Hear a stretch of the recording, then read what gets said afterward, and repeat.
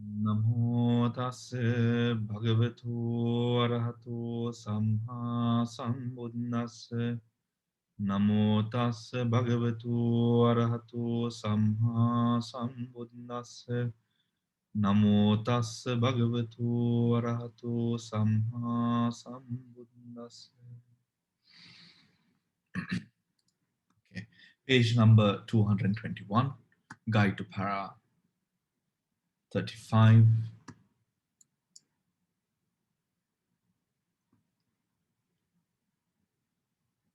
All right.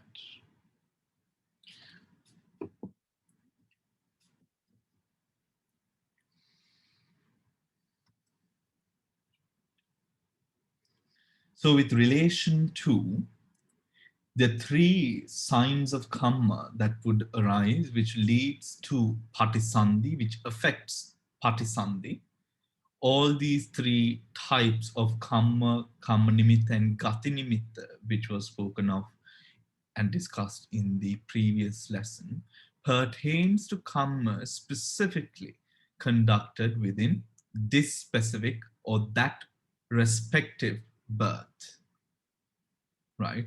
To that respective birth. So guide to para 35. For an explanation, does anyone have any questions about what we discussed earlier before we move on? Okay.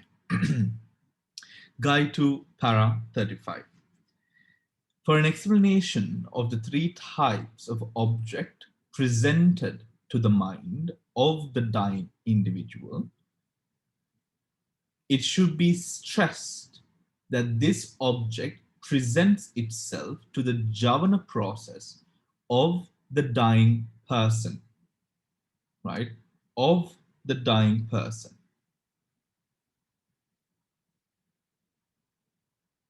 Good. So we will have the javana, the chuti chittaviti coming in a couple of pages.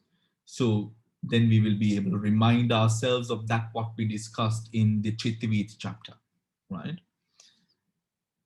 The death consciousness, a javana process of the dying person, not to the death consciousness itself, not to the death consciousness itself, right? The death consciousness, it will explain. The death consciousness, the chuti chitta, the final chitta in the life term apprehends the same object grasped by the rebirth consciousness and bhavanga of the existing that is about to end. The object of the last jhana process then serves as the object of the rebirth consciousness and the bhavanga in the existence, and becomes in turn the object of the death consciousness at the end of the existence. Hence, if a person, whatever respective sort of jhanic attainment the person has, whatever respective attainments of enlightenment the person experiences or has been able to um, bring about through that existence, then is taken by the death consciousness process rather than it being assumed by the life. So the presentation of that consciousness or consciousness power wholly depends on that then last javana process which would go about before the chuti chitta viti goes on, right? Before the chuti chitta viti goes on. Now in that same process, when we come to the chuti chitta viti dependent again on the power of the mind to a person who has not cultivated enough wholesome attributes, there is a high chance that this process, this last jhana process, can be rather weak. Because it is weak, right? Because it is weak, it has a element of grasping at what is presented to at that moment. Now, for example, we have heard in the Thera Theri Gathas with regards to occurrences, no, the Theri Theri Gathas, we have some, but with regard to the Petavattu, right? Specifically with regard to the book on the Petas, the Petavattu, we have many stories about how these people have died, right? And before they are arising or being born as a Peta or a Yak or a Kumband or a Pisach or any of these beings. And these beings, because of the aspect or because of the aspect of weakness within the consciousness, if something is presented, the wholesome attributes of the mind cannot grasp or discern what is presented easily, right? Now let us break that up a bit to understand it. Why can't it? It can only be broken down if that process, or if the person rather, has now been able to, by that time, be able to develop this innate ability of operating dhammically through prajna, here dhamma discernment, right? If that is operational in a habitual sense, then it will happen.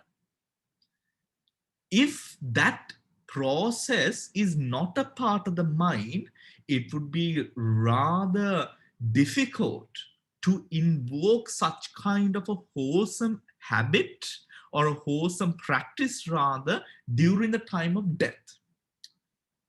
If the mind is weak, right? Just as a monkey who might jump from one tree to another have a sense of anxiety over if he jumped without really sort of aiming for a specific branch, he will have a sense of anxiety. Oh my gosh, what am I going to catch hold of? Right? Am I going to fall? That is a similar sort of environment the mind would be in for a person who does not develop the path, right? For a person, and when that sort of unwholesome, that anxiety is unwholesome. Kusala never creates anxiety, no, right? The unwholesome creates that anxiety. So now, because the mind has that element of unwholesome operating within the subconscious, if I may call it the subconscious, but really this is the characteristic and personality, right? The powers of ayon sumanskara within the chitta santana, or the process of consciousness, right? If the process of consciousness is now operating by or on the premise of ayon sumanskara, it is very difficult for a person to now convert it to something which is wholesome or good, right? Something which is wholesome or good, right? This, I think, is much, much more understandable if we have taken, if any of you have taken the time to, a devotee called me today because I told her, you should read the book on Vanchaka Dhammas, right? And, I've taken up this habit through quarantine. I've been doing one book a day. So I've been reading a book a day, right? So, it has been really good because I finished, a really good book. Tomorrow I'm going to start another book, and it has been really good. And I'm also improving on the speed of my reading. So I was able to do a 300-page book in 3 hours. So which is quite good, isn't it? So I've been increasing, and I'm trying to go through all the Nobel Prize winning books, slowly increase it. So it's been really good for my mind as well. I'm having the best time of my life. But anyways, back to the topic. When we go through in that aspect, when we go through how then the death conscious operates, the best power that we would have, I'm sorry, the story that I was going to say, one of my devotees, she called me, I told her to start reading the Vanchakadhamma book, and she said, Bhante, it was rather depressing to go through the book on Vanchakadhammas because it seemed as if every single thing that I've been trying to do as good is actually impure. right? So it was rather depressing to go through these facts, which of course I have respect for as being true, because it does truly make sense. We realize that even in what we assume which is the most powerful, right, we find ourselves in a situation where during the time of death, that negativity within something which seems pure comes to light even more strongly.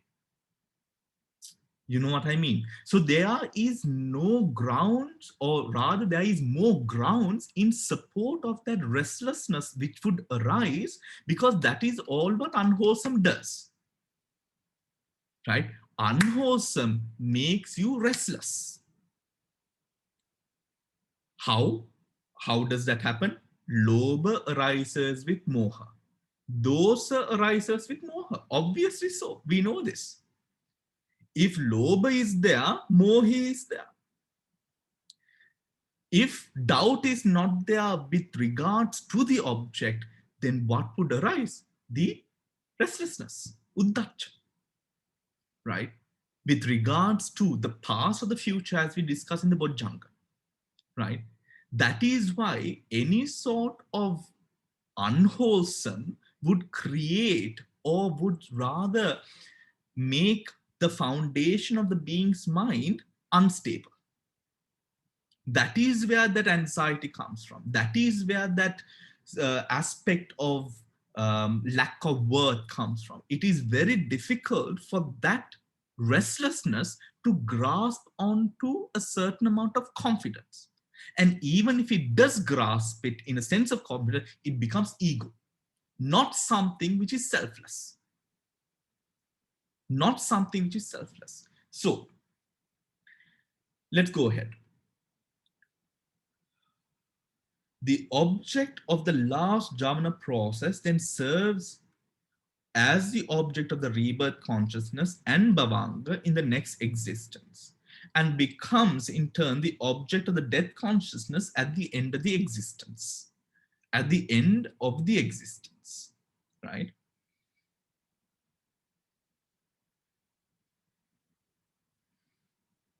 Thereafter, attending to that object thus presented, the stream of consciousness in accordance with the karma that is to be matured, whether pure or corrupted, and in conformity with the state into which one is reborn, continually flows, inclining mostly towards that state. Again, thereafter, attending to that object thus presented, the stream of consciousness, in accordance with the karma that is to be matured, whether pure or corrupted, and in conformity with the state into which one is to be reborn, continually flows, inclining mostly towards that state.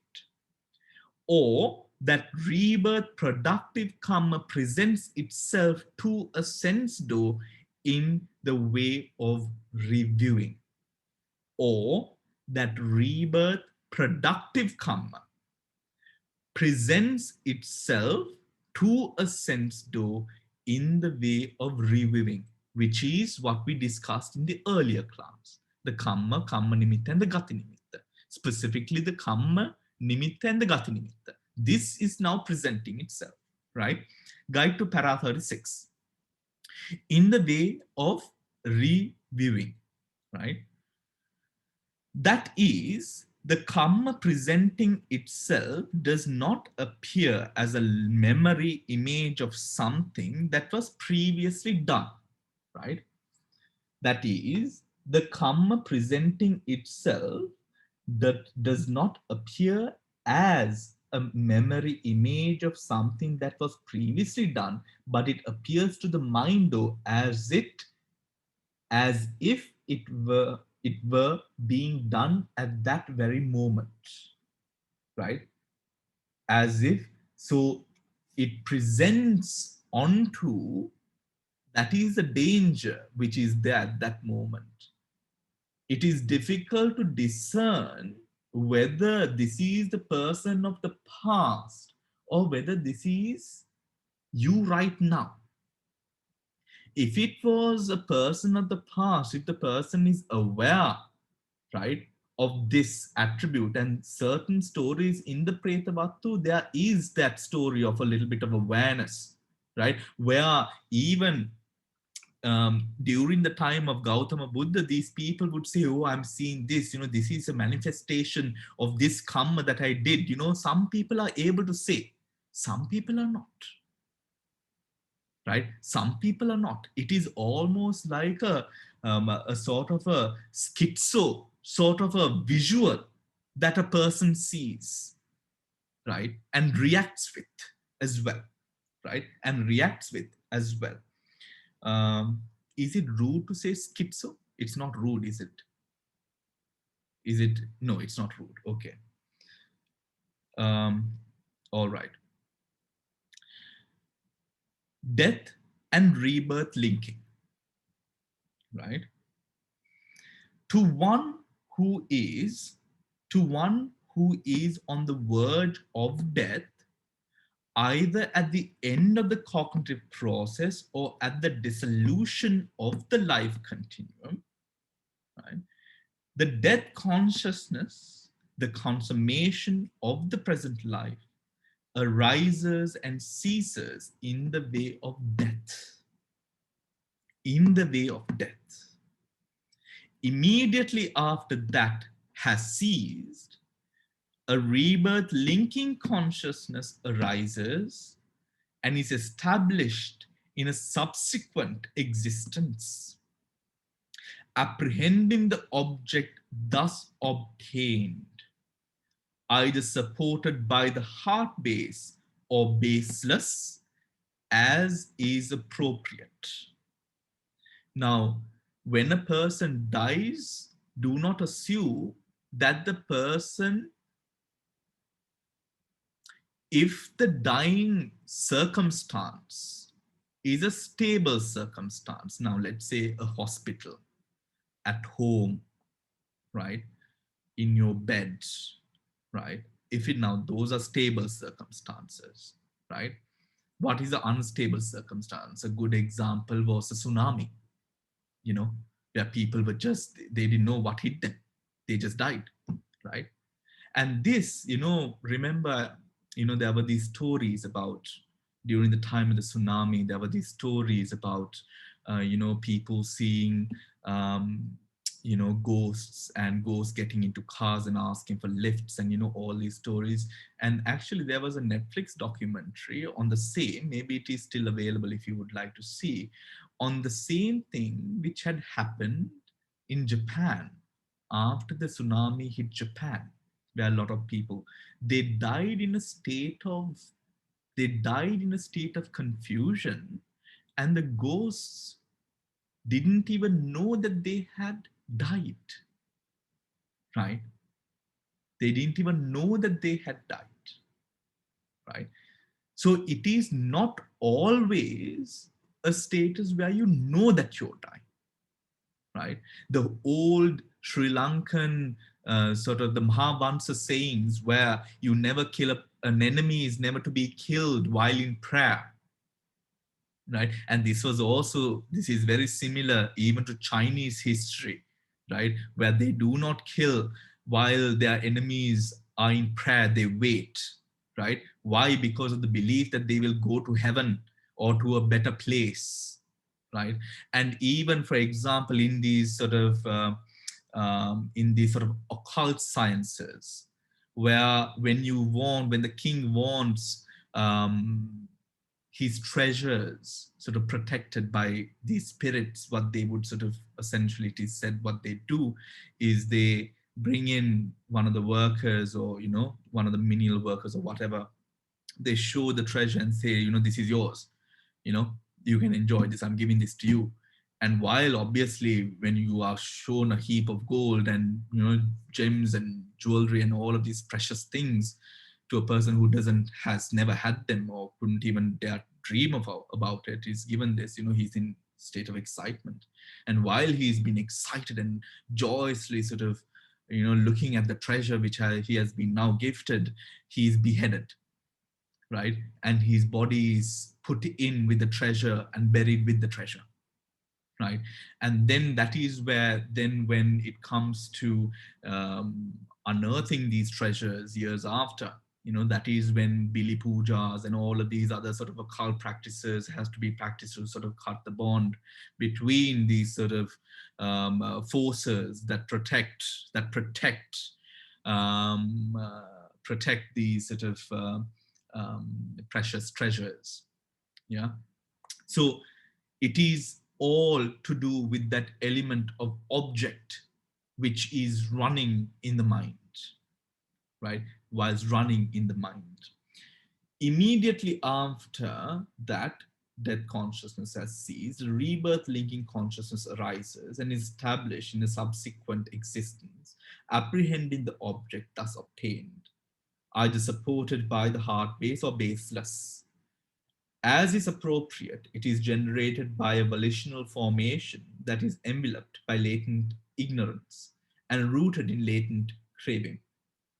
That rebirth linking consciousness, so called because it links together two consecutive existences, is conjoined with its mental adjuncts and acts as a forerunner to the connascent states as their locus or foundation, right? That becomes the foundation for the rest to develop later on, right? Rest to develop later on. Guide to 37. So within then Buddhist understanding, within, Okay. yes, Noiling, yes. Sorry. Yeah. Sorry, Bhante. In that chapter, when you said supported by the heart base or the baseless, is that immaterial, baseless? The baseless here,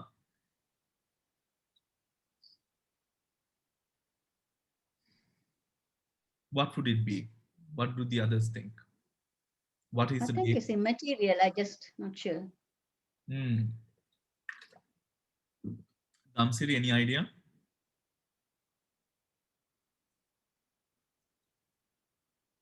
What is the I think it's immaterial. immaterial? Yeah, and but still, there's something in addition to that. I'm not 100% clear. The object, the sign of object, how it transferred from Chutichit, not Chutichit, actually, the uh, last uh,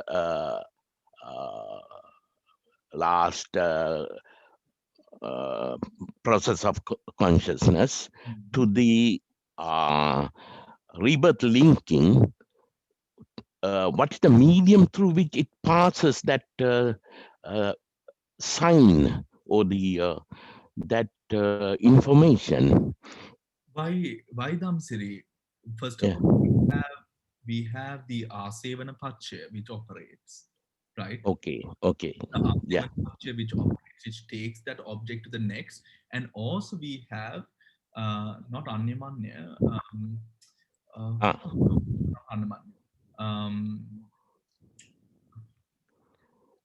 When the consciousness ceases, it doesn't completely cease, isn't it? It carries the energy. Yeah. Yeah. I think I have a sort of a explanation given by now in Aryadhamma, and what he says is actually the transfer is based on Anantara Samantara, Yes. Anantara Upanishaya, Natti Vigata. All these are actually what do you call the Patana. Patana force, those forces actually that transfer Yeah. the object, information of the object from one birth to other birth. Yes. So the question I have, yeah, I understand that point. The energy required to transfer that, the medium through which it transfers. Now, when you take object in, into your thought process, a lot of people, I think, when we are doing the Patisampada, the Bhante, that Bhante said actually it's in the Sanya, but I don't think it's in the Sanya because when you die, you actually get rid of all your Panchaskanda and you get a brand new Panchaskanda. So but Damsiri, yes, yeah, it's Sanya either, right? But yeah, when we yeah, talk about relationship, the medium of the medium of how it processes or goes on, the yeah, object triggers a process. yeah, The result energy of that process is taken by the Chuti Chitta Viti. The Chuti Chitta Viti is a continuum, it's just Chitta Santana, the process of consciousness which does not break. The process of consciousness only breaks at two places. One is, of course, we know Rahat Vela Natunam, when we completely die after attaining Aranthood, and Asanya Satta and Nirodha Samapatti, right? And Nirodha, only these three places we can break consciousness, but complete break is at Arantship, right? According to the Patthana transferent laws of transference of that data, right? That stream itself is the medium of transference, right? That stream itself is the medium of transference. that, thank you. That I understand now. Yeah, yeah, yeah, yeah. That's why in the this priest, what is his name? Now in Abhidhamma Terra has actually explained the mechanism of transfer. It's as if when a security guard finishes his rota and hand over the information to the next security guard. It's like a process like that. It's giving from one consciousness to the other consciousness. Yeah, yeah, yeah. So, Atthana then specifically speak about the way the consciousness operates, but please do not assume that it is also only consciousness. Consciousness will not be able to do that process interchange without the support of Kamma and Anusaya, right? Without the support of Kamma and Anusaya. So, but we talk about the Chitta Santana because Mano Pubbhangama Dhamma. The mind is the forerunner of all things, right? The mind is the forerunner of all things. Noeline, what was your question? Bhante, it says either supported by heart base or baseless. Yes. So the question is baseless immaterial? Immaterial. The Yeah. baseless planes, yeah, immaterial. Yeah. Yeah.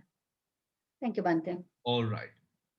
Immaterial because remember the heart base does not exist in certain planes, isn't it? Yeah. Those planes which we regard to as a Hadaya Bhattu. The heart base is the Hadaya Bhattu, right? That does not exist in a formless sphere. Yeah. Right? Formless sphere. That's the very reason, actually. Yeah, that's the very reason that we have to justify that statement. Yeah, yeah, yeah. Mokada, then one might say, okay, what does the heart base represent? That is a different story, right? The heart base represents a seat of mind, but seat of mind, not only the seat of mind, the heart base represents the condition between Nama and Rupa, which allows for the seat of mind, if you understand what I mean. Because remember, Kadevatu we spoke about saying it is focused upon a thick blood deep within the heart, chambers of the heart. where consciousness would arise. I mean, that is what the Abhidhamma would explain, right? The other Abhidhamma would explain. So that then speaks about the connection between the mind and the body, the nama and the rupa. Yeah.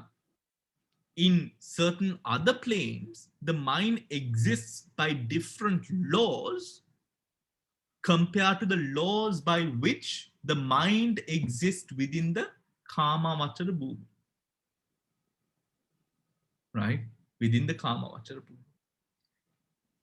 Is that clear, Noeli? Thank you, Bhante. All right.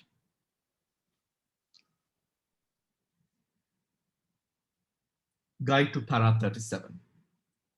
To one who is on the verge of death, the last cognitive process begins when the bhavanga is interrupted, vibrates for one moment, and is then arrested. Thereafter flows either a sense door process taking as an object some sense object presenting itself at one of the 5 sense doors, or a bare mind door process taking as object either some sense object or a mental object presenting itself at the mind door, right? Presenting itself at the mind door. Within this terminal process, the Javana phase, by reason of its weakness, runs for only 5 mind moments rather than the usual 7. That is why it's weak. Right? So if we are hoping on prepping ourselves at the last moment, it is a very, very tough position to prep oneself. Yeah? Because why? 5 processes essentially means that you're not grasping the object entirely and you don't understand the object entirely also. Do you know what I mean?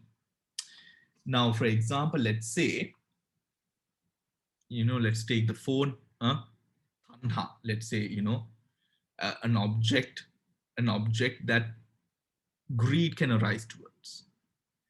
For a person who's running a 7 series or 7 chittavitis with regard to the knowing of the object, the person would be able to collaborate on the idea that this is a phone, that this is something you have, and would be able to understand that this is not something that you essentially need to have attachment towards, right? When it comes to the 5-door process, the person is not able to collaborate all of that, right? The person is not able to collaborate all the information together to arrive at an educated response. Why the mind is weak, right? I think we see this, when people are put under, right, before a surgery, or and then when they come out, Mala would know this is her profession, isn't it? They speak gibberish, isn't it? They are absolutely, they say stuff, it's embarrassing. Yeah, they act in certain ways. Why? The consciousness is not grasping the elements around them fully, right? It is unable to do that. Not that it doesn't want to do it. There is no want or need. It's just acting out of pure sheer weakness, right? It is almost as if an eye which cannot at this moment, which is blurred, let's say there's something in the eye, so you can't see properly, whatever your eyes are open, there's light, but you can't see. It is something of that sort at that moment. The distinction between, I can't see because there is something in my eye does not arise. Why? The mind is weak. That discernment doesn't come through if the person has not been trained to operate with that discernment in the mind, right? So that would then say, what does that say? The takeaway from that is the mind of a practitioner is different from the mind of a mundane person who is not a practitioner. It is different. I mean, scientists would say you meditate for 2 months, right? Scientists would say within that 2 months, the person's brain and way of cognizing elements is different. So much so that they would call these people superhumans now, wholly based on the fact of the way their mind now reacts or acts with an object. The same thing goes here, right? All right, moving on. The last cognitive guide to para 37, let's go from the top. To one who is on the verge of death, the last cognitive process begins if the bhavanga is interrupted, vibrates for one moment, and then is arrested. Thereafter follows either a sense door process taking as object some sense door presenting itself at one of the 5 sense doors, or a bare mind door process taking as object some sense object, or a mental object presenting itself at the mind door. Within this terminal process, the jhana phase, by reason of its weakness, runs for only 5 mind moments rather than the usual 7. This process lacks original, productive, karmic potency, but acts rather as a channel for the past karma that has assumed the rebirth generative function So more like a conduit to facilitate the transference, no, not the transference, to facilitate the motion of that karmic potency into reality. Do you understand? Right? The karmic potency has to create the energy. The karmic energy must create that change within the consciousness, no? Right? The karmic potency must create that result within the consciousness. That's a good point to think about. If we remind ourselves, anusaya, pariuttana, vitikama, we know the Pali terms, no? We don't have to go through the English, no? Do we? The 3 types of kilesa. Anusaya is a latent tendency. The pariuttana are, what's the English for pariuttana?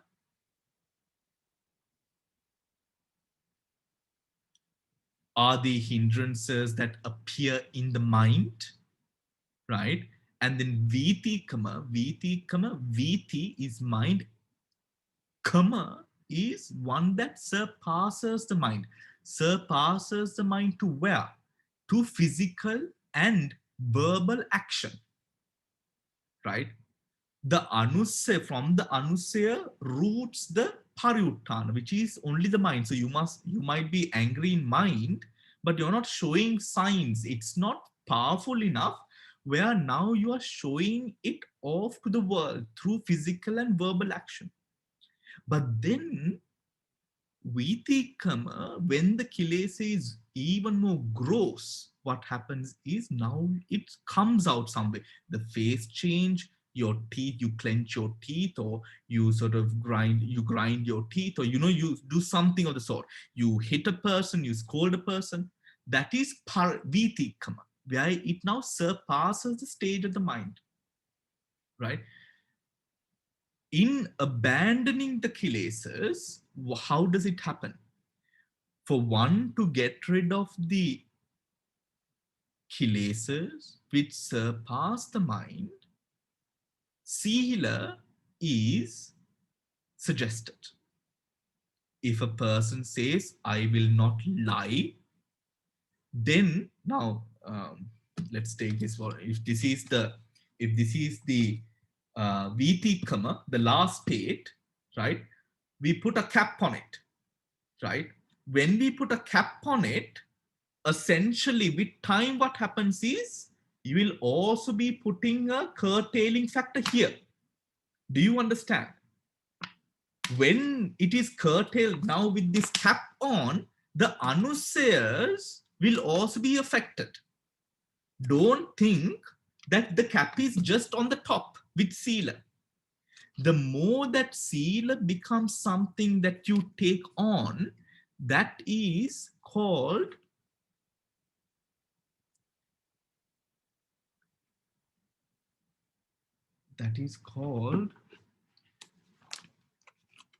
there's a word for it.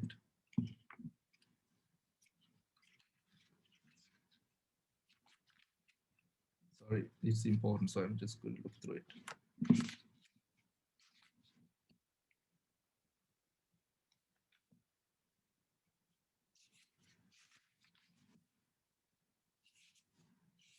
Habitual,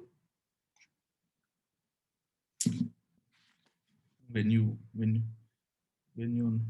drifting, hypnotic rhythm, right? That is called hypnotic rhythm, right? Now, what is a hypnotic rhythm? And hypnotic rhythm is where you do something again and again and again. Now it becomes habit. Habit makes it hypnotic. And that rhythm is what makes your personality. So now when you put the cap on, sila, right? This becomes your character. But we have heard in Dhamma, if you do it long enough, hypnotic, the permanence of hypnotic rhythm depends on time, right? The time that you do it or enact it, the stronger or the permanence of character it builds. Now that is where Jungian Stoic philosophy ends, right? The Buddha is far more smarter than these guys. The Buddha taught us the way to get rid of hypnotic rhythm. The bad person will have a bad hypnotic rhythm. The good person will have a good one. But the Buddha said both of these rhythms mean that we are captivated by the world. In Western psychology and philosophy, we do not have, it stops here, right? It stops here. The only way, they don't have a way to get out of this rhythm. This rhythm is samsara. Buddha brings in and he says, letting go of that which is good, letting go of that which is bad. Remember, even clinging on to sila becomes a hindrance. Why? Because the sila creates again hypnotic rhythm. Now you become silavanta, but a silavanta is not going to attain nibbana. It can put you onto the path of nibbana for sure. However, as long as you cling on to the position of a silavanta, that's all you're going to be. That's all you're going to be, right? That is where the Buddha is smarter to say, cling on to none of these aspects. So then the producing aspect or that grappling aspect of a person's mind also disappears, right? Also disappears. So with regards to that karma that we speak about, that karma is supported by the fact of allowing these rhythms to flow, right? These rhythms flow. The more, for example, then we speak a lot about fear. When fear sprouts for a person who has a rhythm of any sort, good or bad, fear will arise. Now, let's say a person who is a vegetarian, right, goes, now if you're vegetarian, if you're vegan, right, let's say vegan because it's more difficult, right? If you're vegan, you have to plan out where you're going to go, isn't it? You can't just, go out with friends and say, okay, let's go to this restaurant, especially not in a country like Sri Lanka. You have to plan it out. You have to go to a specific place where they would have a vegan dish, right? But, some, even in London, not all places have vegan options. So you have to plan it out. right? If you are unable to get the dish, or if you're unable to find, if you don't plan it out, now there is fear. What is the fear? Not being able to eat because there is no vegan dish. Or being served something, being told it is vegan, but actually not being vegan. That attachment, now that attachment to veganism is good, it's healthy, right? However, the attachment to good now sprouts fear. The fear is unwholesome. In the same way now, in the Dhamma Sangani, no, in the Yamaka, in the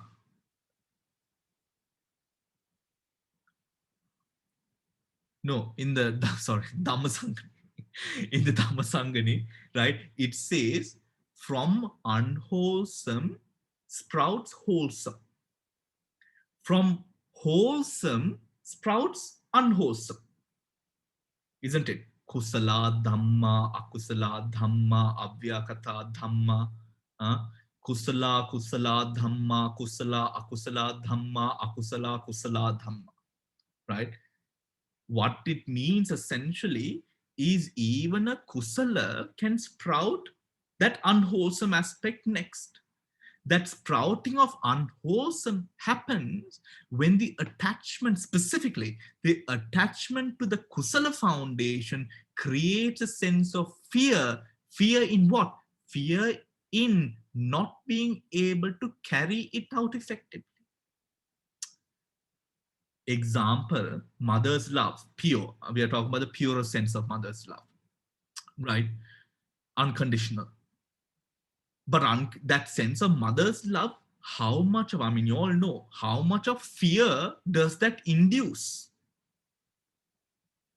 right? As parents who want to protect their children and guide them in a proper way and not allow them to make the foolish mistakes that you and I have made before them, so much of fear has arisen, isn't it? And now because of that fear, the children might feel a little bit out of place because they don't see eye to eye with you.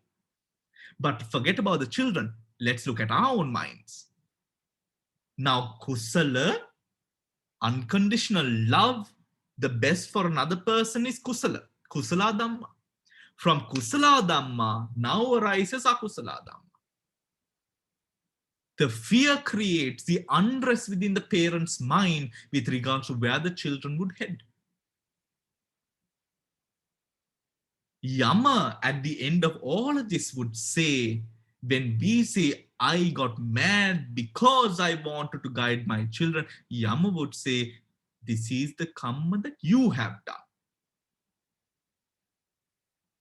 This is not, you are not judged on the behavior of your children, you are judged on your behavior. For this anger that you showed, this is what you will have to suffer for it. That is what is said in the Alava, what's the sutta? Alavaka sutta? No, Alavaka, isn't it? About the hells. Is it Alavaka? No, it is another sutta. I forget the sutta. Right, the conversation between the person and Yama. Yeah, we are judged on our actions, not what created or led to that action. That is not taken into consideration. The only thing that is taken into consideration is how did you act. That's a very significant point. Because why? That is then your energy, right? And that is the same thing which comes to affect this specific karma that we are speaking about here. Right? Let's go back. Karmic potency. But acts rather as a channel for the past karma that has assumed the rebirth generative function.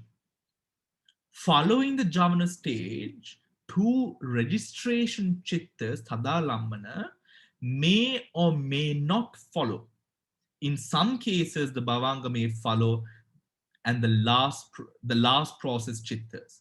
Then As the last chitta, the death consciousness arises, performing the function of passing away from the present life.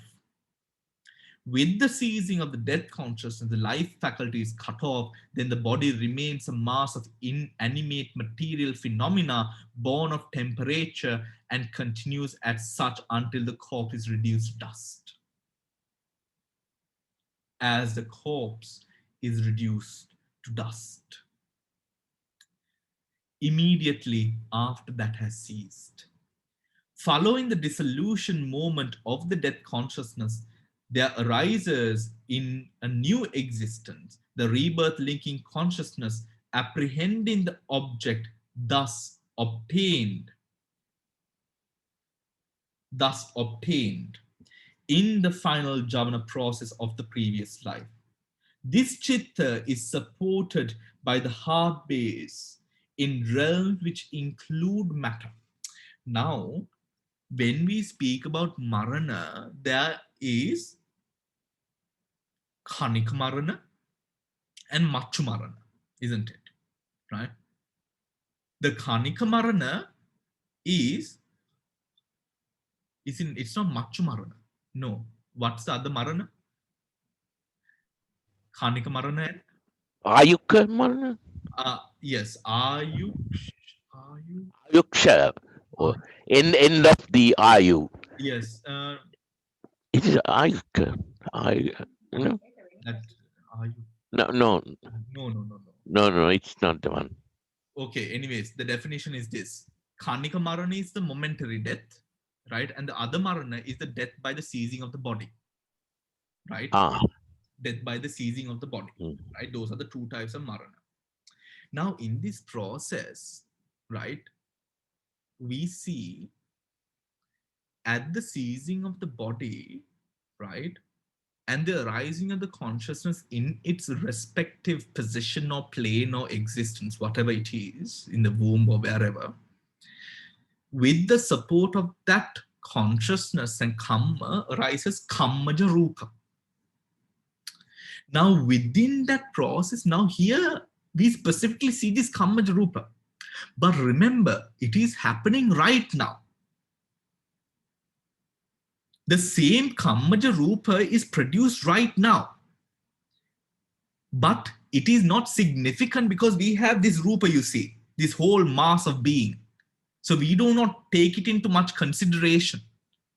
But when you realize that within the only thing that is different between this Khanika marana, momentary death, and the death upon the seizing of the body is the fact that at the seizing of the body, you get a new one. And in Khanika marana, you have or you maintain the same body by the production of chitta rupa, kammaja rupa, aharaja rupa, and all of these rupas. Isn't it? Right? Right now, as we are discussing Dhamma, you're producing kammaja rupas that are good for you. Right? Just similarly as it happens when you are reborn. Yes, Noeline. Yes, Bhante, this marana, is it Kala marana and Akala marana you were talking about? No, that's another categorization in terms of kamma. That categorization is in terms of kamma, where Kala marana is where you die after having enjoyed this full span of life. Akala marana is when you die Disruptive. Through the occurrence of a disruptive kamma. Yeah. The first three is Kala marana and the last one is Akala marana. Yes. Out of the four. Yes. Thank you, Bhante. Yeah. yes, it is so. All right. If you remember, if anyone remembers that other marana, please remind us. Okay. Immediately after that has ceased, following the dissolution moment of the death consciousness, there arises in a new existence, the rebirth linking consciousness apprehending the object thus obtained in the final Jamana process of the previous life. The chitta is supported by the heart base in the realms which include matter, but is baseless in the immaterial realms. It is generated by a volitional formation, the karma of the previous javana process, right? So, chitta the rupa. No, no, no, no, no, no, no, no, no. That is wrong. Very sorry. That is wrong. It can't be chitta the rupa. It is immaterial, right? It is generated by a volitional formation, i.e. the karma of previous javana process, which in turn is grounded in the twin roots of the round of ignorance are latent ignorance and latent craving, avidya, tanha. That forms the base for that volitional formation to operate.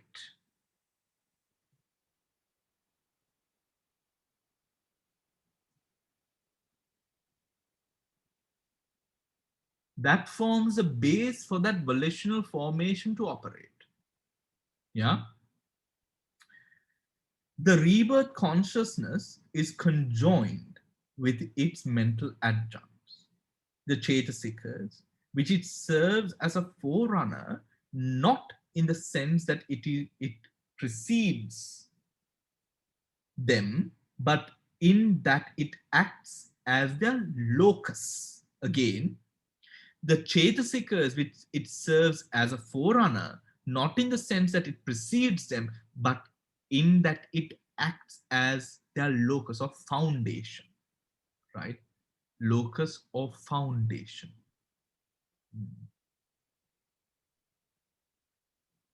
You know, I think there's a profound sense of teaching right there in that paragraph. You know, whilst we maintain within this world that we live in, the central focus point, or rather, as they use, the locus of this life for us is this body, right? Is this body, not even the mind at first, right?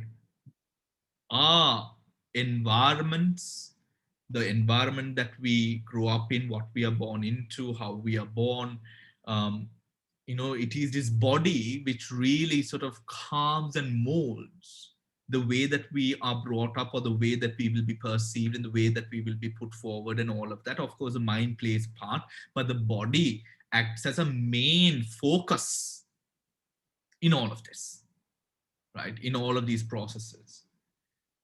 For a person who goes into the immaterial sphere, he is able to be reborn in such a poignant space because of the training of mind, which has now gone beyond the attachment for a gross body, but still sticking on to something. What is it sticking on? It is sticking on to a mental body.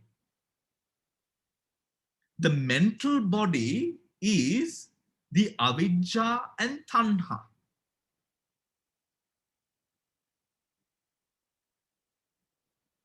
The mental body is avidya, latent ignorance, and latent craving.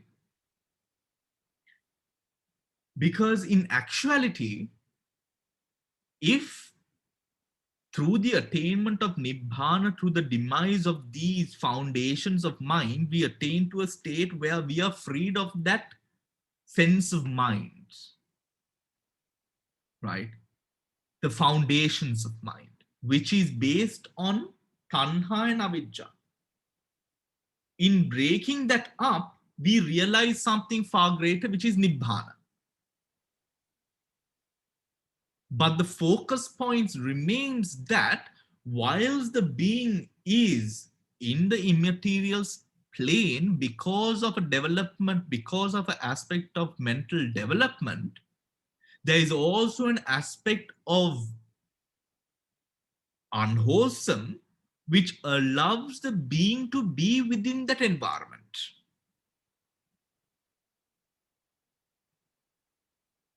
In ancient Rishi, Vedic, Brahmical, and Hindu spiritual teachings, they were unable to see beyond that specific level and part because they were not able to break apart the good and evil and break apart the evil individually and the good individually. Here we have a cross section of the locus of the foundation of mind which allows mind to operate.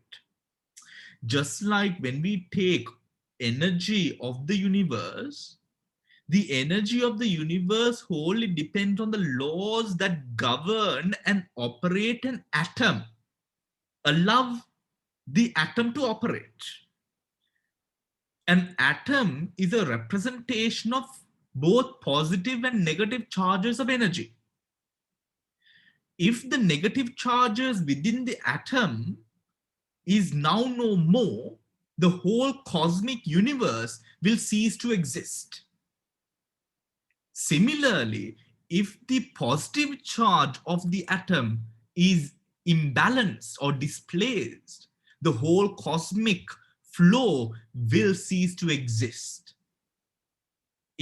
Within a time faster than the speed of light. It will just vanish. In the same way, this mental conscious energy that we have, this energy of human or whatever energy of being, wholly depends on these good and bad or positive and negative energies that make the being whatever it is. So in the practice, I was thinking about this, right, today while sunbathing. I don't know whether you can see I'm like red and fair here. I was thinking about this while burning in the sun. And I was thinking, when anicca, dukkha, anatma, now the way that we, essentially now when I became a Buddhist and I just started reading, I thought, okay, anicca, dukkha, anatma, this is the reason that we must, that's how we are taught, isn't it? This is the reason by which, or these are the elements that we escape. And the mode of that escape is the Dhamma, which allows for Nibbana. Right? That was the first sort of thing that I personally got. I wonder whether that seems like for many, that it is the same thing, right? And so it is looked at. So many people would say, anicca, dukkha, anatma, rather pessimistic, isn't it? Right? But the thing is, anicca, dukkha, anatma are not the points which motivate a person to run away from anything. It is in the embracing and understanding, discerning of anicca, dukkha, anatma and not running away from it that brings about nibbana. Because if an enlightened being was running away from impermanent suffering and non-self, a person who attained nibbana would slit one's throat and die, which did not happen. Because now you have attained it, this whole sort of characteristic, this foundation of being itself is flawed by these three. So let's just kill ourselves because we've attained enlightenment. That did not happen. It is in the embracing and the seeing of these realities within each and every corner of the universe and the cosmic reality that one attains enlightenment, not in the dismissal or in escaping from the visuals of the three characteristics, which personally for me, I thought was true at first. Don't you think? It is in truly mixing and integrating with impermanent suffering and non-self that discernment starts working in your mind, almost as now your primary cognitive ability. And up until we get to that state of cognitive ability, we struggle. Up until we are able to see the breath within the present moment, we struggle. But when you now have it within your skill set to see the breath, now you observe, now it's peaceful. Now your foes become, the foe of your meditation becomes more than the pain, the pleasure. In the beginning, it is the pain at the back, the pain on your knees, your legs, can't sit down, sleepiness, grogginess, all drowsiness, all of these things. Your tummy is full, you've ate too much, all of the pain, dukkha. When you go beyond, now you realize what your true enemy is, pleasure. Now you start fighting with zest, sukha, kaya sukha, mano sukha, right? Everything that you were yearning for in terms of pleasure, now you're getting it in streams and streams and streams of experience. Now that is where the true fight becomes, because this is exactly what you wanted, but now you have to see the insight or reality of that pleasure within. So really, pain is not the difficult part. It is in really the pleasure and saying no to the pleasure that we truly find the difficulty. So the characteristics on its own, remember the word itself, isn't it? Characteristics, lakkana, trilakkana. These are not elements, whether we choose to with the practice run away from it or run away from it or believe it or not, it is a part of the world. Just like the sun and the moon, just like the atomic energy, it is in that true embracing, not in a way of again creating a ditti, but now being moved by that energy, that knowledge, that wisdom, that one attains nibbana. Right? So one to conquer, one who then conquers fear, conquers the world. When one stops fearing hell, one will never be born in hell. That is a specific aspect of a Sotapanna being.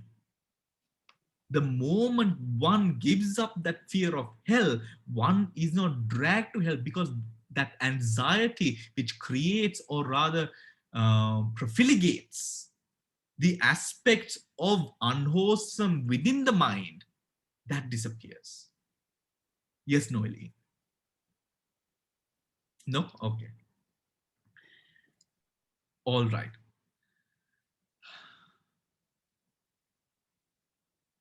Did you get the point, or was I just going on a...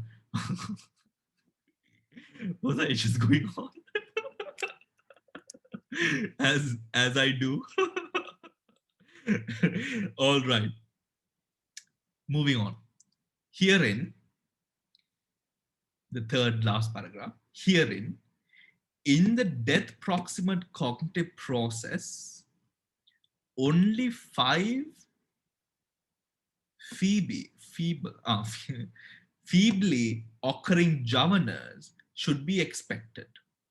Therefore, when death takes place while present objects are occurring and have entered the avenue of sense, then the rebirth, linking, and life continuum also take a present object. Again, herein, in the death proximate cognitive process, only 5 feebly occurring jhavanas should be expected. Therefore, the only 5 means the 5. Remember, not the 7, the 5. Huh?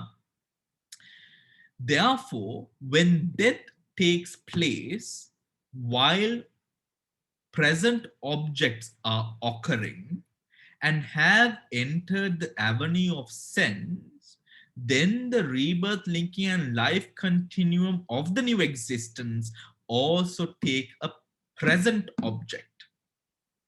In the case of a sense sphere, rebirth linking, when the object is a sign of karma or a sign of destiny perceived at any of the six doors, that object may be present or it may be past. It may be present or it may be past. But karma as object is only past and it is perceived only at the mind door. And all these objects of the sense sphere rebirth are limited phenomena only. Shall we read that paragraph again? Let's read it again. Herein, in the death proximate cognitive process, only 5 feebly occurring jhavanas should be expected. Therefore, when death takes place while present objects are occurring and have entered the avenue of sense, then rebirth linking and life continuum of the new existence also take a present object. In the case of a sense sphere rebirth linking, when the object is a sign of karma or sign of destiny perceived at any of the 6 doors, the object may be present or it may be a past object. It may be a present object or a past object. But karma as object is only past, right? But karma as an object, if we take the karma as the object, it is only past and it is perceived only at the mind door. Right? That's not correct, Bhante. The sign of destiny, it's future, isn't it? No. Sign of destiny, you see something which has been done.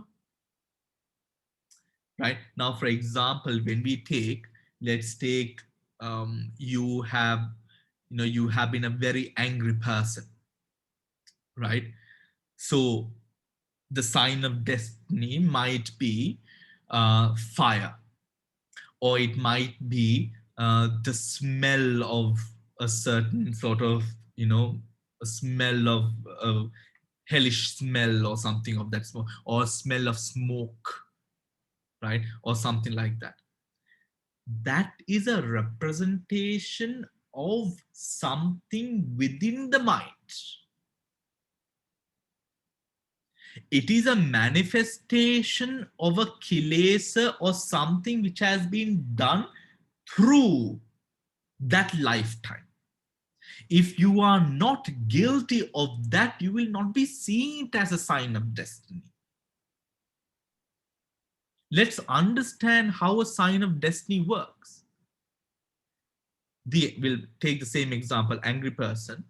When the person is mad, when the person is an angry individual, right, the person has now developed karmas which can take you or facilitate a rebirth within these realms, woeful realms.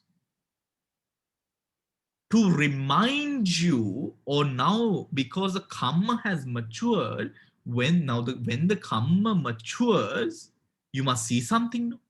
That is why it is 5 of the weaker strands come up as the processes, right? It sort of facilitates that karma to come into the mind at that moment. That experience is created by the past. When it matures, you see it as a mind object, right? A mind object, because the karma strand has come. So whatever that you might be seeing, right? You might be, we might be in this sort of dialogue, right? But you start seeing sort of fire around, or, smelling smoke, or whatever it is. That is the maturation of that past karma which has been done. Not something which is present. Yeah, but in the last few chapters, we studied that karma is something we've done this birth, and sign of karma can be present or past. And sign of destiny is future. That's what it said in the past, the last couple of chapters, I think. The sign of destiny leads to what happens in the future. But that sign of destiny itself is created as a manifestation of past karma. There is nothing called a future karma. No? It is a future vipaka. What manifests is a result, which is future. But that vipaka is created in the past. මේ මොහොතේ කරන අකුසල් කර්මය තමයි තව අවුරුදු 10කින් අවුරුදු 20කින් 30කින් පරිසම් දෙන්නේ. ඒ මොහොතේ ඉඳන් අපි හිතනට මේ අතීත කාලේ කරපු කර්මයක් තමයි ඒ කාලේ විපාක දෙන්නේ. දැන් ගති නිමිත්තක් වෙනට මේ අතීත කාලේ කරපු කර්මය ඒ වර්තමාන ඒ මරණ අවස්ථාවේ මරණ මංචකයේ තුල මතක් වෙන්න ඕනේ නිමිත්තක් වශයෙන්. එවැනි නිමිත්තක් අපේ චිත්තසංතානය තුල හටගන්නේ අර අතීතේ කරපු කර්මය ඒ මොහොතේ බලගතු වී එන්න ඒ නිමිත්ත නිෂ්පාදනය වෙනවා.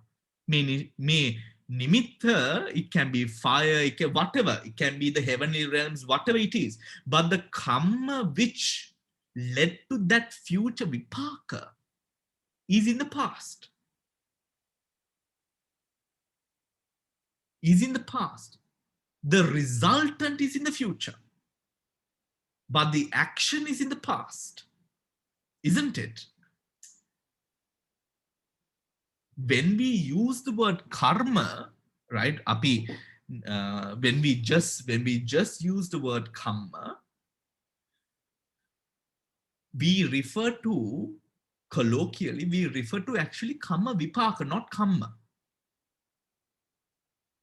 Right? We must understand, so here we are being a little bit more specific to understand karma is of the past.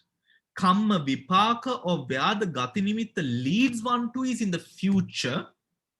To connect that past karma with the future, if it is happening through the scope of a gati nimitta, that karma matures through the chitta process by the weakening of the consciousness, allowing the image of the future to come by. Right? Because remember now, for example, if you're seeing fire, you might have not burnt anyone. You might have not committed arson, right? That you're seeing fire. The fire is a manifestation of the quality of anger. Burns, right? That manifestation is present. But the place where the karma was created, produced, is always in the past. Always in the past. And gives the vipaka in the future. For us to definitely get that vipaka, to weaken our minds, or not weaken, to not integrate, to you know, in a way of leaning the mind towards manasa aramunata namvana gatiya, right? Bending the mind towards a resultant. And that is done to make you even weaker. That is what, you know, isn't that what I've been saying with everything? Akusala destabilizes the mind. It doesn't create power within a person. Right? It doesn't create power within a person. It only destabilizes. An aspect of that destabilizing element or process is this gati nimitta. Do you get it? Right? It is not some devil sort of, sort of thing that the devil is doing. No, you have done this in the past. Now it is manifesting. Right? Now it is manifesting. When Venerable Abhidhamma's Guru, Swamin Wahanse Kadavadye Sri Jinamansa Thero was passing away, days before he was seeing divine beings, chariots and horses in silk drapes, and he was a very, very strong person. President Premadasa, before his election, he went to all the temples in the south. And when he came to Galduwa did not even have electricity at the time. So when Mr. Premadasa, was it Premadasa? Was it Premadasa? Who was the other president with the big nose? The very J.R. Jayawardena. Not Premadasa, J.R. Jayawardena. Right. So when J.R. Jayawardena, Big nose. Big nose, you can easily identify. So, he was a feared man, wasn't he? I mean, he was a person that everyone kind of had like a lot of respect and also a lot of fear. Yeah, a lot of Respect and yeah. So when, J.R. Jayawardena went to President J.R. Jayawardena went to Galduwa, and J.R. Jayawardena, when he went to this Avase, Jinamansa Swami Wahanse had said, Padrugan Indagan, right? To J.R. Jayawardena. Om Padura Indagan, President Jayawardena was absolutely shocked, right? But of course he sat down. And then, and he was like, Hamdar Mukada Pansat Keren Nona, right? And then Jinaman Swami Wahanse has been like, Matna Munat Kerenna Vashane, Oet Mukadone Kerenna. I don't need anything. What do you want? That was the entirety of the conversation, right? And then Mr. Jayawardena had left, and he had said, out of all the temples that I visited in the south, that it was only Galduwa that did not ask me for anything. So he had gone to the Dhanasala area, and he realized that there was no electricity in the temple, and that is how Galduwa got electricity. Right? President Jayawardena sent the crew and got the things installed. He was a very strong person. That was my thing. He was a very, very strong-minded person. When he was going on Pindapata, the neighbors did not like that there was a Aran in the area, and they used to put goma into the patre, right? Goma into the patre. They would serve goma into the patre, but he did not stop. He continued, right? Sometimes when he's, invited to Dhamma Desanas, it would rain, and the devotees would sort of think, oh, maybe Bhante would not come, blah, blah, blah. So they don't send the car. So when they don't send the car, what he does is he walks in the rain and goes to the house and says, the Banati no neda.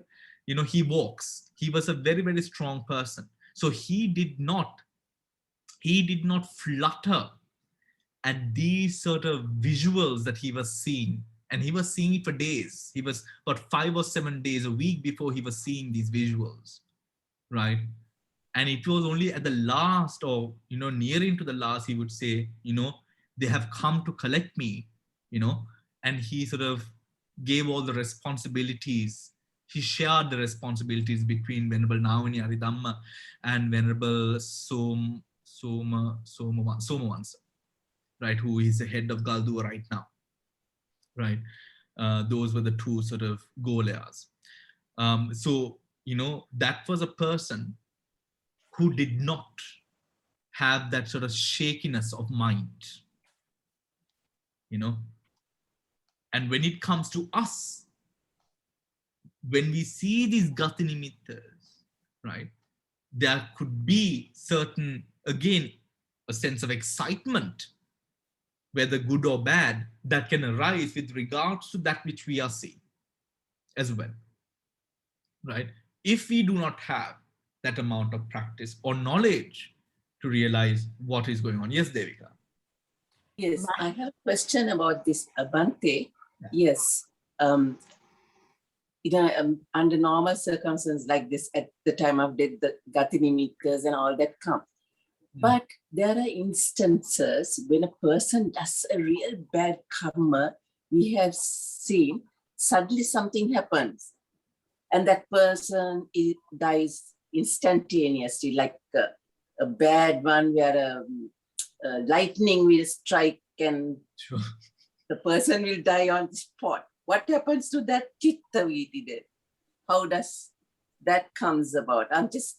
It came to my mind just now. Sure.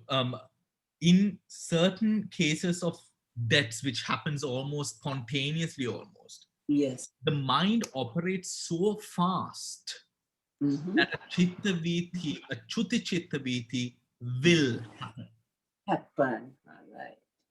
Right? It will happen.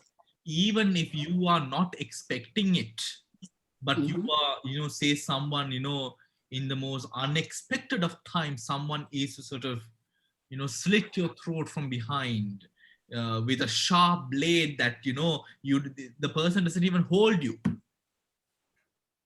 Right? So maybe with something like a katana, right?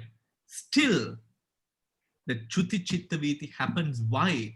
The mind is far more fast than the movement. Right? Okay. Than the physical movement. Yes, Dil? Bhante, can you explain a question that Noeline asked? On the page 138 at the bottom, at the time they told in the book about this kamma and kamma nimitta and gati nimitta.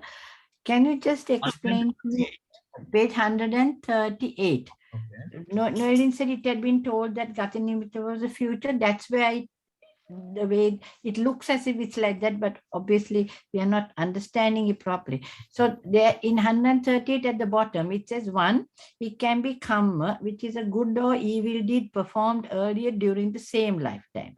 Then 2, it can be a sign of kamma, which is the kamma nimitta, that is an object or image associated with the good or evil deed that is about to determine rebirth, or an instrument used to perform it. For example, a devout person may see the image of a monk or temple. A physician may see the image of patients. A butcher may hear the groans of slaughtered cattle or see an image of a butcher knife. Now, the third one, it can be a sign of destiny, which is gati nimitta, that is a symbol of the realm in which the dying person is about to be reborn. For example, a person heading for a heavenly rebirth may see celestial mansions. A person heading for an animal rebirth may see forests of fields, or a person heading for rebirth in hell may see infernal fire. So can you explain that? Yeah. So what? Isn't it? It's the same thing, isn't it? Right? The destiny. So see, a symbol of the realm to which the dying person is about to be reborn. Yes. So then that is in the future, Bhante. Yes, that's the kamma vipaka, no? That is the kamma vipaka. Where is that kamma going to give result? That is kamma vipaka. Yeah. From this, because this is discussing from the standpoint of the person who is going to die. He's not dead yet. Right?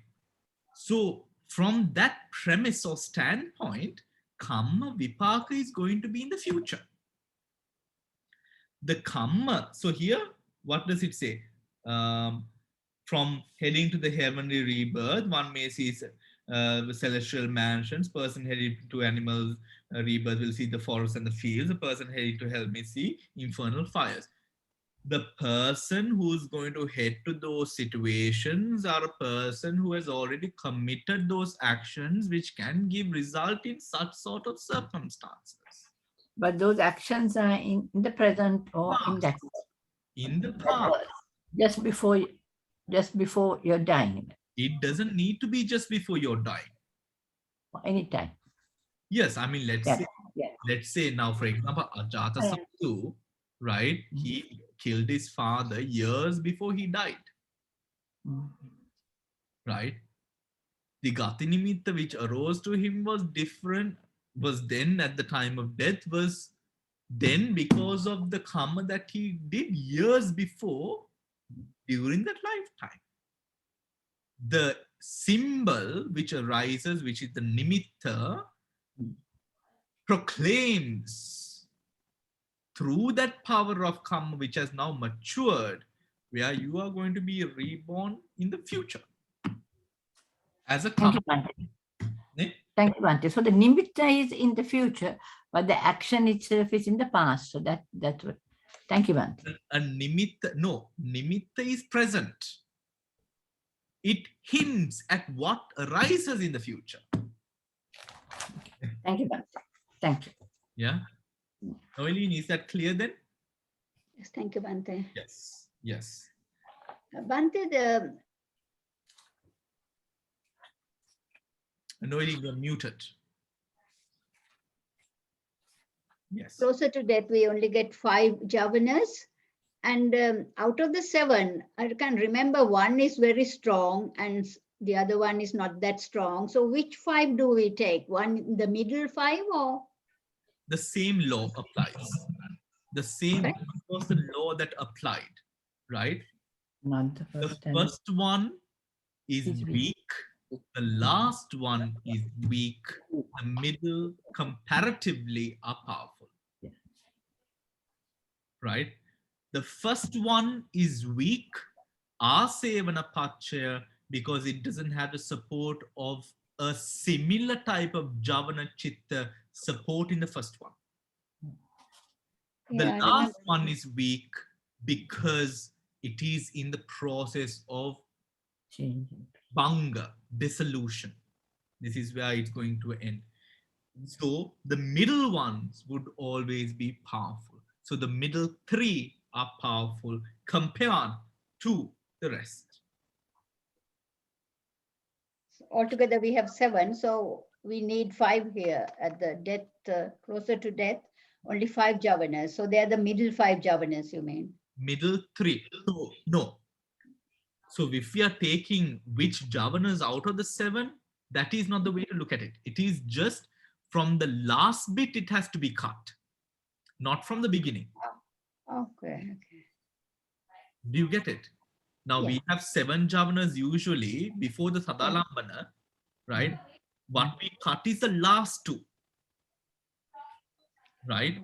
But from the remaining 5, right? From the remaining 5, if we ask what is more powerful within this process, we have to always take the first one, the middle 3 then, because we are talking about 5 javanas.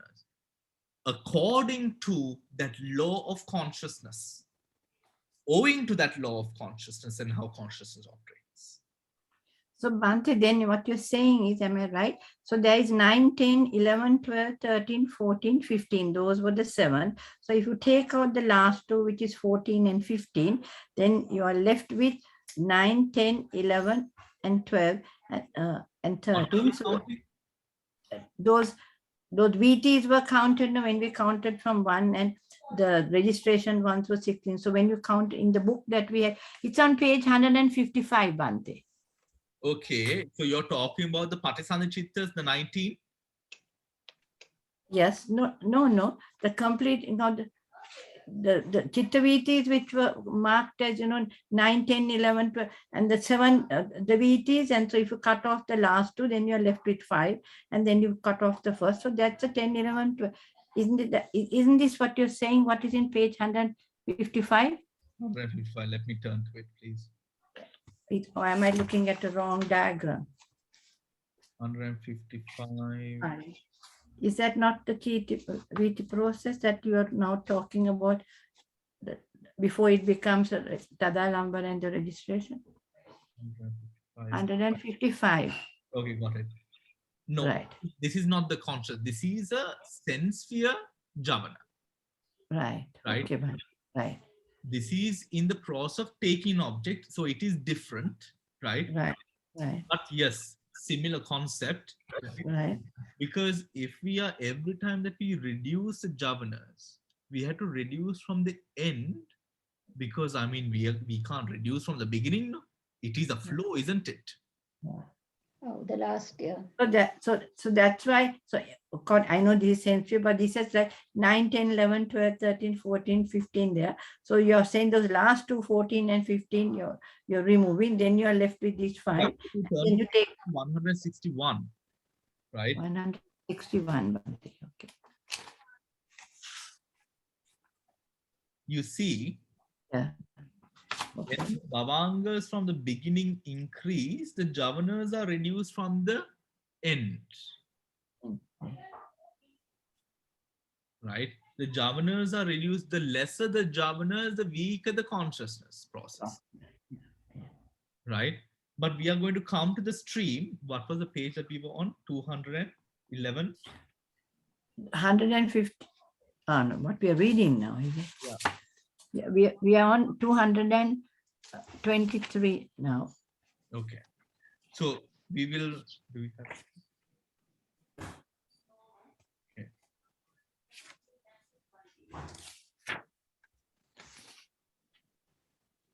All right. Now we are going to come into that Chittavritti. We are going to come into that Chittavritti on page number 224.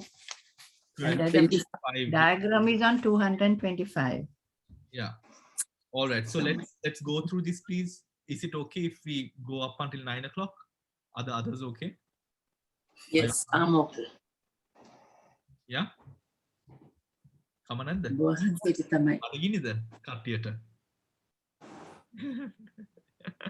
All right. Let's just go. Let's just finish this section.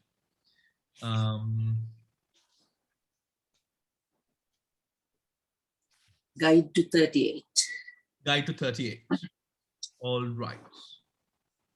Herein, in the death proximate cognitive process, only we read that. Okay, guide to 38. The rebirth linking and life continuum also take a present object. A present object apprehended at the time of death may persist through the occasion of rebirth linking and the first few bhavangas, and thus these two may take a present object, right? And two, these may take a present object. Right? These two may take a present object. In the case of a sense sphere rebirth linking. Now, with regard to that first section, remember after the rebirth linking process is done, there are few bhavangas before the next existence. No? That also now changed. Mm-hmm. It is that vibration of bhavanga that is spoken of here. That energy of the object is what vibrates now as the bhavanga. Right? Is what vibrates now as the bhavanga. In the case of sense sphere, rebirth, linking, etc. What is that? If the object of the rebirth consciousness is a kamma, then it is necessarily past and must be a mental object apprehended at the mind door. If the object is a sign of kamma, then it can be apprehended at any of the 6 doors and may be either past or present. Right? Past or present. In the case of the sign of destiny as object, different teachers advance conflicting interpretations. Some commentators, including the author of the Vibhavani Tika, hold that the sign of destiny is necessarily a present visible form apprehended at the mind door. A present visible form apprehended at the mind door. They interpret Acharya Anuruddha's statement in the text as meaning, when the object is a sign of kamma, it may be perceived at any of the 6 doors and may be present or past. When present or past, when it is a sign of destiny, it is perceived as the 6th door, which is the mind door, and its presence. Other commentators, including Lady Seado, reject this interpretation as forced and too narrow. They argue that Acharya Anuruddha must be taken at his word as holding the wider view that the sign of destiny can be past or present and may appear at any of the 6 doors. Lady Seado asserts that when the Abhidhamma texts commonly speak of the sign of destiny as a present visible object appearing at the mind door, this is said by way of its usual manifestation, but does not mean that it does not manifest in other ways.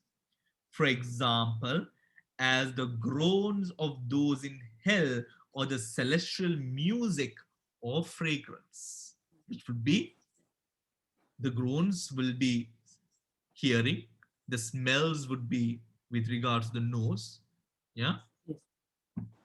And if you feel maybe even the pain over the skin, the burning sensation upon the skin, that is physical touch.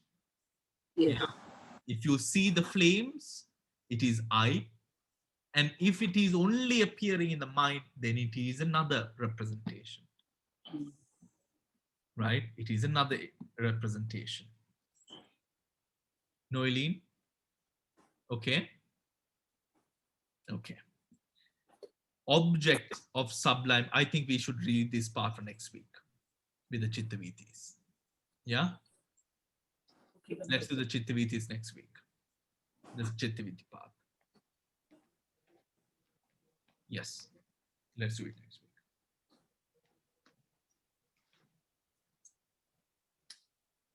Yes, we should.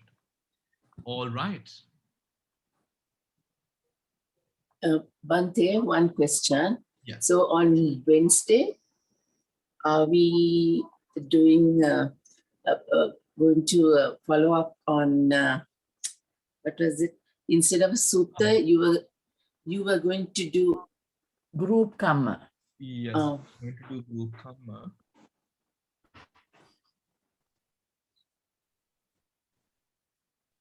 Yes. Yes. We are. yes. We are That's going it. to do group karma on Okay. Wednesday. All right. Then